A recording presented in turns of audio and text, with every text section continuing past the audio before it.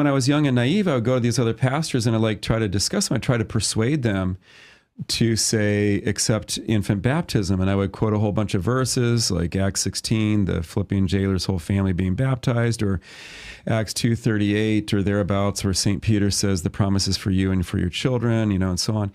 Let the little children come to me from Matthew 19. I would quote all these verses. And then to my surprise, the other pastor would start quoting verses at me.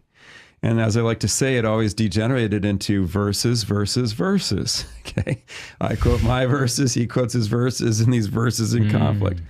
And that's what Sola Scriptura always ends up degenerating into. I just got the verses. Yeah, That's excellent. Yeah, I've never thought of that. verses. That's right. Yes. Okay. Verses. Wow. Right. That's how Sola Scriptura degenerates into, or what it degenerates into. It's a shouting match of your verses versus his verses.